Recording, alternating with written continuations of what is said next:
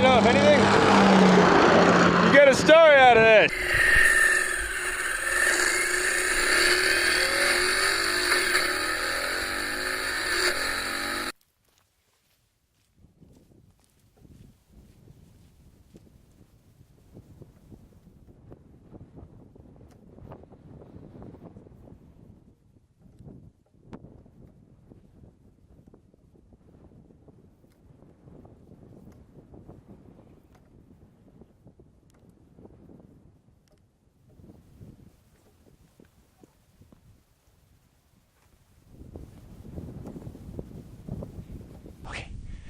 I'm okay.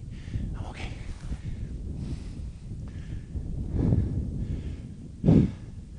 Friends, neighbors, fellow riders. Wow, that was hard. Lend me your ears. Forsooth, is thine. Don't fall off, Bill. Don't fall off. Is thine DR650 capable of being, we know it's a bush pig, is it capable of being a tourer,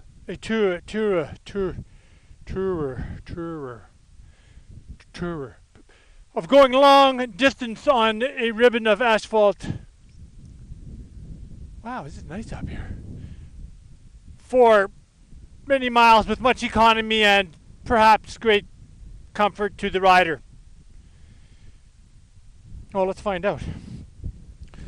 I'll just get off this rock. See, we just did a 3,000 kilometer ride, and am I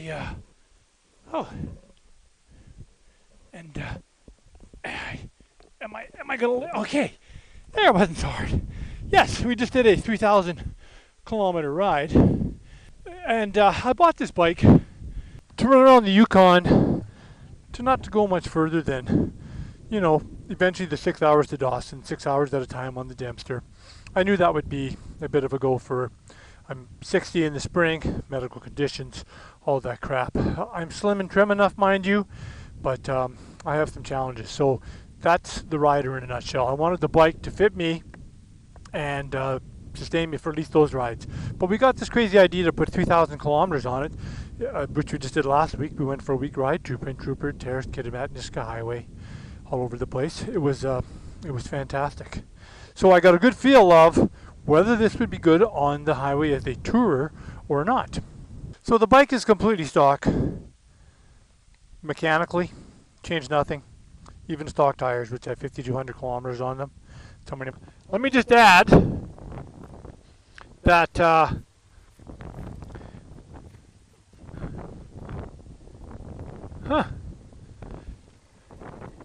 for my other video on the commuter touring bike, the suspension is stock and I never changed anything on the thousands of kilometers we put on our ride. It was fantastic. If you're going to pack some bags, you may want to be tightening up that rear shock.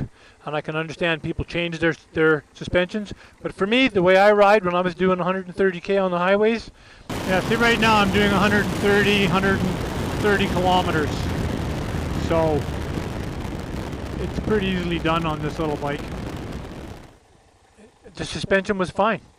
It did just fine like it is, and that's the point I'm making on the tourer. This bike is just fine as a tourer.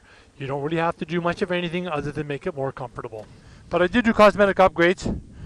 Put the handlebars back an inch because I found with this custom seat, I was leaning too far forward as my 6-foot frame. I nestled in here nicely, and with the handlebars and the 1-inch risers, which we have right there, very, very comfortable. Plus the 20-liter service tank, which will go 400 kilometers at speeds of 120, 125, you know, on the freeways.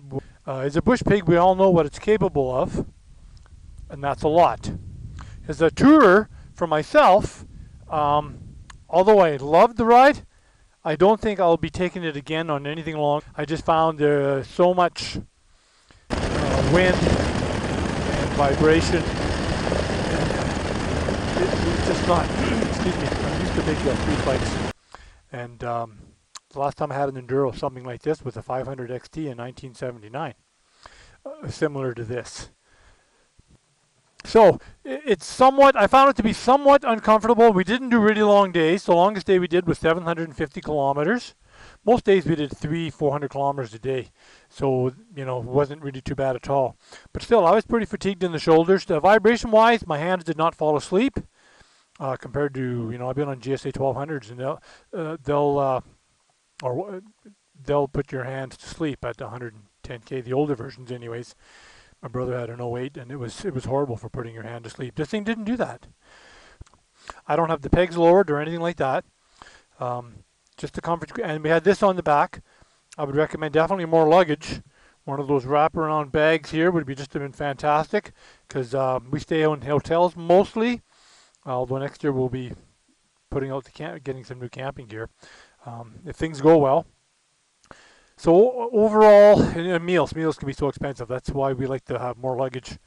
We had the DL, plus we had both laptops. We like to pack the laptops because we do this all the time. Now these tires have 5,200 kilometers on them. That's pretty crappy. You can see where I had the ice. I had them studded in the winter. I'll be lucky to get another 1,000 or 2,000. In fact, coming up here, the roads are muddy. It was a dicey ride. I can see why they call the trail wings death wings. I'll put my Dunlops on here actually this weekend, and it'll be much more suited for the Yukon, where it's going to stay. I think if I have my way from now on. We ride street bike next year. I'm going to buy a bigger street bike. Health and everything permitted.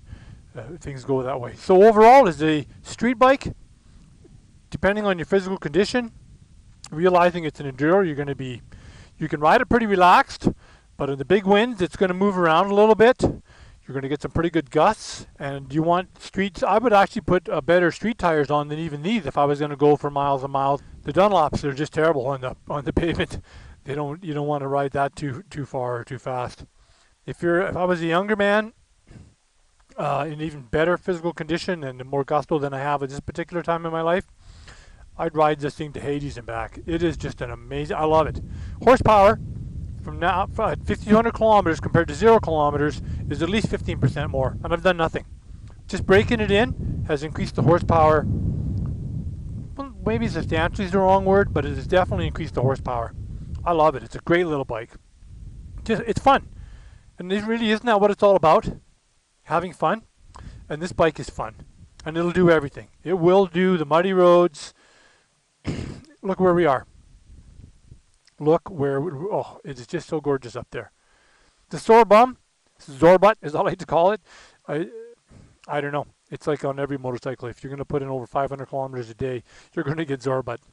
Just get off lots and stretch.